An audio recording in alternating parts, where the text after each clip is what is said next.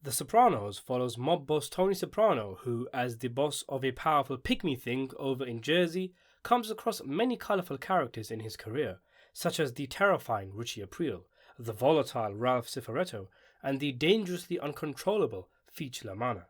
One of these characters is Carmine Lupertazzi, the boss of the powerful New York Lupertazzi family, who engages in partnerships and business deals with the Sopranos and has been doing so for some time. In Season 4, Episode 11, Calling All Cars, Tony is at a stalemate over a deal over a HUD scam with Carmine, leading Tony to head over to Florida and seek the assistance of Carmine's son, Carmine Jr., also known as Little Carmine. Little Carmine is a capo of the Lupertazzi family, though far removed from the actions and day-to-day activities of the Lupertazzis in New York. He makes his dough by fixing wet t-shirt contests, producing adult movies, and owning disco clubs. The fact that he's so far away from the ongoings of the mob is perhaps an intentional and strategic maneuver from his father for Little Carmine's own protection and to avoid embarrassment, because over the course of Season 4, 5, and 6, the more we see of Carmine Jr., the more we come to realize that he's an A-grade idiot. Known for the lack of respect others have for him in spite of being the son of a boss, known for his ineffectiveness in leadership, his lack of accomplishments, and his constant malapropisms, Carmine is perhaps the dumbest character in the entire show, which makes it all the more mind-boggling that he's one of the few mobsters who actually survives the course of the series' run. As a character, Carmine is very allegorical, as one might see a parallel between Carmine Sr. and Carmine Jr. and Tony Soprano and Anthony Soprano, AJ. Both Little Carmine and Anthony are sons of bosses that are both inept and comically weak, and even work together in show business eventually, somehow finding their feet away from the toxicness of New Jersey and New York. Sticking with father-son themes, Ray Abruzzo, who played Little Carmine, has said that the character is essentially played like Fredo Corleone, who thinks he's Michael Corleone, Fredo obviously being a weak disappointment to his father Vito. The character is also thought to be based on John Gotti Jr., the son of the infamous mob boss John Gotti, and on George W. Bush, the former president of the United States, who is thought to have only climbed as high as he did due to the connections of his father, George H. W. Bush. In fact, some of Little Carmine's dialogue is lifted directly from things said by George Bush. Notice how, like Bush and Gotti, Carmine Jr. shares the same name as his father. Our main encounters with Carmine Jr. is the aforementioned visit from Tony, after which Little Carmine goes to his father and tries to get him to come to a reasonable deal. However, and it was probably an intentional little zinger from his father to highlight his disappointment in his kid, but Carmine Sr. praises Tony and says he would be proud to call him his son, leading a hurt and jealous Carmine Jr. to stir the pot and actually make things worse between Tony and Carmine. He is then involved heavily in Season 5 after the death of his father sparks a battle between Johnny Sack and him for the position of boss.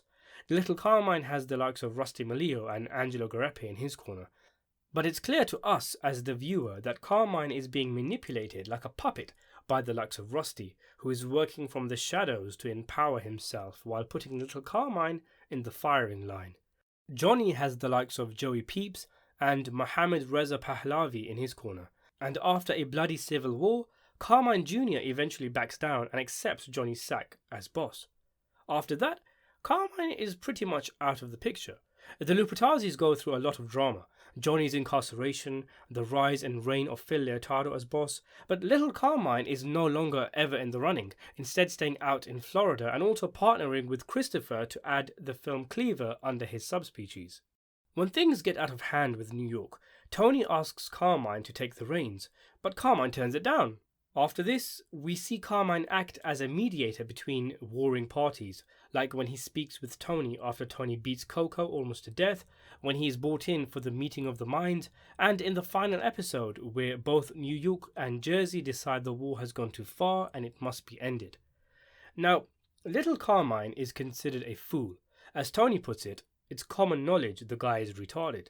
However, a popular fan theory suggests that much like the Darth Jar Jar theory from the Star Wars prequels, that little Carmine was not as dumb as he actually made out, and was actually some kind of genius who played different sides against each other so he could pick up the pieces, or otherwise was just some kind of anarchist who had a vendetta to cause dysentery in the ranks between New York and Jersey. The main piece of evidence for this theory comes from one particular scene, the meeting of the minds, the peace sit-down between Tony and Phil Leotardo before war erupts. Little Carmine is instrumental in keeping the two sides at bay and eventually calling for a clean slate, to which both agree. The no-shows, the wire room, veto, to which both Phil and Tony agree to. There is a pause, and then Carmine continues, saying to Phil, "Your brother Billy, whatever happened there?" leading Phil to launch into a tirade of profanities, the truce being immediately called off. We all know how emotional Phil is, and how the wound from his brother's murder at the hands of Tony's cousin, that animal Blundetto, is still fresh. What possible reason could Carmine have for bringing that up, unless it was his objective to have the two sides continue fighting, so that he could perhaps swoop in once it's all said and done to take the reins of the Lupertazzi family? He also makes a comment at the meeting where he says, "For reasons I will discern in time, believe me," which could be taken to suggest he has a few tricks up his sleeve that will become apparent in the future. And at the sit-down between Tony and Butchie, Butchie looks towards Carmine before agreeing to Tony's terms for peace, Carmine giving him a look as if to say, "Go on, get on with it." This suggests that perhaps Butchie is taking orders from Carmine. Butch is next in line to be in charge of the Lupertazzis after Phil, but he isn't exactly boss material, and it may be that he was secretly working with old Brainless II, with Carmine having learned a few puppeteering tricks from Rusty. Nobody considers this man a threat. He is even left alone by Johnny Sack when Sack has Rusty whacked. So maybe Carmine became an opportunist and utilized this to gain some power for himself when no one expected it. By the end of the show, the DeMeo family is in tatters. New York would be expected to take revenge for the way Phil, a boss, was murdered in front of his family, so perhaps Carmine had Butchie whack Tony and then took over New York. All his enemies are smoked. It's the perfect time for another Carmine Lupertazzi to once again take the reins. It's an entertaining theory, Carmine being a secret criminal mastermind, a genius who has everyone fooled. But it doesn't quite work, and in my personal opinion is a misappropriation. It's a disservice to Carmine Jr.'s character because it goes against his arc. The idea that Carmine was a vulture who saw an opportunity with the New York-New Jersey war to cement power for himself is a more plausible one than him simply being a secret mastermind. But even then, I'm sorry to say that there's far too many holes in this theory. For one, Carmine had legitimate reasons for wanting the conflict to end. As he mentions in the meeting between him and Tony after the Coco incident, Carmine has a stake in one of the businesses Phil is threatening to shut down. He again brings up the financial cost of war in the meeting of the minds, saying, "My business, all of our businesses, this infighting's costing money." And if it's true that Carmine pretends to be an idiot, why does he act dumb outside of mob situations, like the sacred and the profane line? Why is he constantly sought after to make peace? Why does he make a genuine attempt after the Coco situation? If he was trying to fan the flames, then he wasn't even needed at the meeting of the minds because the two families were already at war without Carmine's help. You could say that he's keeping up appearances as a peacemaker, but that really is a stretch. The way I see it, Carmine really is that dumb, but he is intelligent in a different way, which we'll get to in a minute. Audiences may expect the "whatever happened there" line to be a sinister 5D chess move, but I think that we're just too used to seeing the Sopranos characters play games with each other that we just can't fathom someone saying something so incredibly stupid at the worst possible time. But that's just what I think it is. If you watch the scene carefully, it looks like little Carmine is running through the different conflicts in his head, thinking of what the next issue is that Tony and Phil were fighting about, and remembers Billy Leotardo, the 47-year-old kid.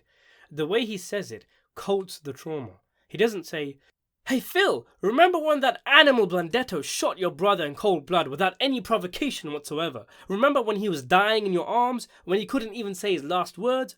He's not going to say that. He's trying to be a diplomat, and this is his stupid way of doing so.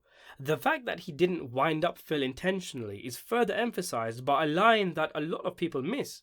When Phil repeats whatever happened there, Carmine clarifies by saying the shooting, showing how dumb he actually is that he feels the need to remind Phil of what specific incident he's talking about. Saying whatever happened there was a sensitive attempt not to address the shooting directly, but Phil of course took it as a flippant comment, and ultimately the whatever happened there situation is a plot device to show us that a man like Phil cannot be reasoned with, and the writers used the imbecilic nature of Carmine to show us that. But Carmine, in a funny way, is a very clever man. Not necessarily intelligent, but wise. Wise enough, after his beef with Johnny and eventual backing down, to stay out of the picture. The scene between Tony and Carmine in the golf centre is one of the best in the entire series, one that deserves an entire video dedicated to it. Tony, frustrated, unhappy, narcissistic, orders a Philly cheesesteak, while Carmine, looking as young and fit as ever, orders some complex and healthy meal. When Tony asks him to take over, Carmine says, "You never thought you'd mutter those words," highlighting that he's remarkably self-aware for a mobster. He knows what people think about him. And rather than become tangled again in the corruption and dangerous world of mob politics, Carmine has chosen contentment and happiness. He has a beautiful wife, a daughter, easy business. He spends his time in Miami in pools surrounded by hot women. He's found peace with himself by swallowing his pride and ego and ceasing to chase the position of boss. He knows it isn't for him, and his reflective nature in the scene with Tony highlights his emotional intelligence. Sure, he doesn't have the cunningness of Johnny Sack, the balls of Tony, but he's still here, isn't he? He'll likely still be around long after whatever happened to Tony in the final scene of the series. There's always talk of who won The Sopranos, for the lack of a better phrase, and I think, quite hilariously and ironically when all things are considered, that the best candidate for the winner of The Sopranos is Little Carmine. To the victor belongs the spoils. He recognizes and ignores Tony's attempts to manipulate him, unlike when he was being manipulated by Rusty, showing that he's learned and grown over the years. This scene is perhaps the one time Carmine isn't trying to sound clever, but he ends up giving one of the wisest monologues in the show.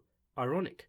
And as a side note, look at the contrast between Carmine having a wife who is desperate for him to live, and Tony's wife who wants the two to make financial preparations for herself if and when something happens to Tony.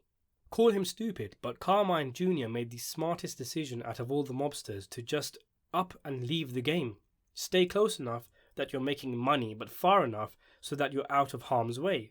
He's living Tony's dream, from a materialistic point, but also in terms of his inner contentment and spirituality. He deciphers a dream that he had about his father, full of metaphors like paper crowns and empty boxes, and while Tony needs a psychiatrist to help him work out his dreams, Carmine did it on his own. His anecdote about coming home tired to his wife highlights how the obsession with boss made him unhappy, unnecessarily unhappy, but he's the only man from the likes of Tony, Jr., Phil, Doc Santoro, Johnny Sack, and so many others to be grateful for all he has, and understanding that chasing the position of boss just isn't worth it. Carmine Jr.'s line where he's quoting his wife, "I don't want to be the wealthiest widow on Long Island," is one of the best and most underrated lines from the show. He also comes off as quite a decent guy, even if he tries to pompously make himself sound smarter than he is. He's empathetic towards Christopher with his drinking issues. He sympathizes with Tony over AJ's depression and helps him get work. He's a nice guy really, just not cut out for the mob world, and he's perhaps the first to realize and do something about it. Putting aside all of the bullshit, all of the gangster stuff, the shootings, the hits, the killings, the ladder climbing, all of it, in the scene between him and Tony, Carmine delivers a message to all Sopranos fans who have dreams of being gangsters and mobsters. He's telling us something. He's sending a message to the kind of viewers who admire Tony Soprano. Ray Abruzzo once said that Carmine was Fredo thinking he's Michael, but I think there's something more poignant in the Michael Corleone comparison. Michael was the son of a mob boss who wanted no part in his father's business, who was content with life as a civilian, but unforeseen circumstances led him to taking over and losing his soul in the process. Carmine's arc is a reversal, starting off as being obsessed and power hungry, but coming to find that being boss isn't worth it, realizing the dangers of such a life and choosing to step aside and live peacefully with his family. Carmine sacrificed being boss to be happy, while Tony sacrificed his happiness to become boss. So what did you think of Little Carmine? Is he a fool, or is there actually much more to the man? Let me know in the comments below, and thanks for watching.